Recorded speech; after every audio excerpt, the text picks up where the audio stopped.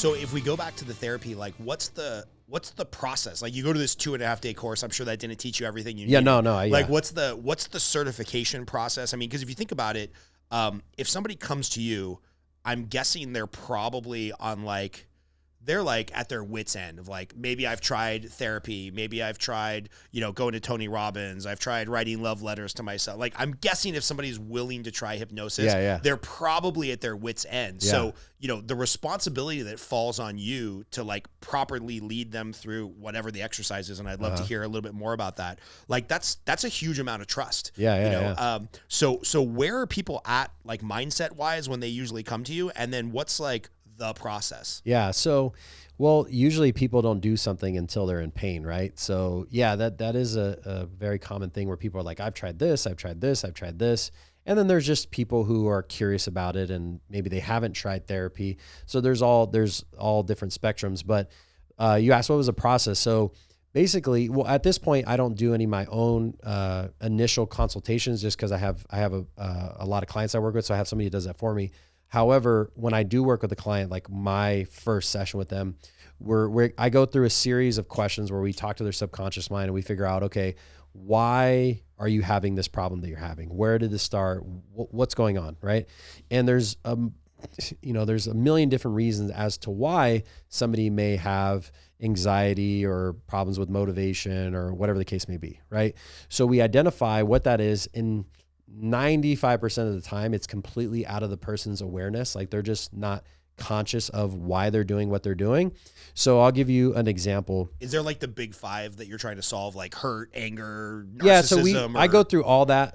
That's just part of everybody's process. We go through all the negative emotions, but more so it's when people are when they're doing the same thing over and over again and they don't know why they're doing it, it's because it's a pattern, it's a habit they developed, right? And most people live out some form of their childhood over and over and over again throughout their entire lives. Not much changes. It's just the people and your circumstances change, but the story kind of stays the same.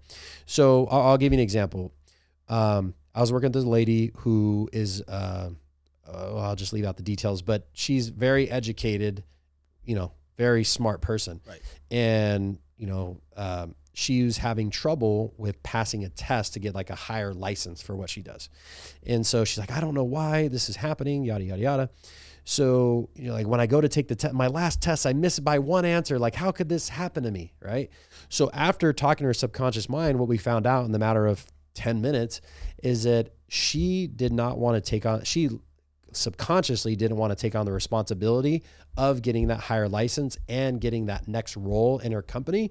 So she unconsciously, not consciously, unconsciously, like purposely self-sabotage herself so that she wouldn't, so that she didn't have to take on that extra pressure and everything else. So essentially her subconscious mind would not allow her to pass the test because it didn't want to take on all the stress, because in her past, she had done that before and it caused her all kinds of problems, right? Now, she didn't know she was doing that, but once we talk to her subconscious mind, we find out why that's happening and then we let it go and then she's on her way. Awesome. So people do that a lot. A lot of people have like fear of success is a very common thing where, hey, if I get to this next level, I'm going to get attacked by all these people and stuff like that, right? So I actually just recently went through this myself.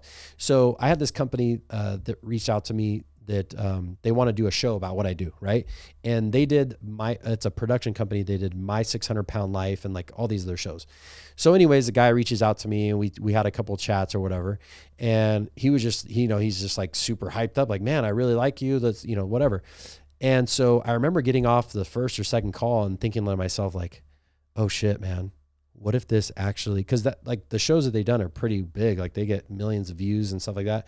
And I'm thinking to myself, oh no, what if I get to this next level? Like, cause I used to be a completely different person in my past. I was an asshole. I was a fucking dick. I just wasn't who I am now. Yeah. And so I started whole body is tattooed. Yeah. Really scary dude. Right. Now you're all happy. Yeah, it's really exactly. Weird. Yeah. Like just getting fights all the time and just the whole thing. So, I started to think like, oh no, like what if things from my past pop up, blah, blah, blah. So anyways, I resolved it. I'm like, you know what? It is what it is. Like I am who I am. We all make our mistakes. Like, people always want to point fingers at other people, like, oh, this person did this person did that. And it's like, everybody has their moments they're not so proud of in their past. And I don't care who you are. So I was like, I kind of just resolved it in my mind and I let it go. Now I'm fine. But had I not known what was going on, I know because I do this, right? Most people that would go through that wouldn't know exactly why that's happening.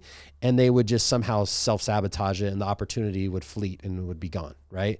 So luckily I know, so I can clear it out and move on. So, but that's a very common thing. Fear of success, fear of judgment, fear of people's past coming up into their present and all that kind of stuff. So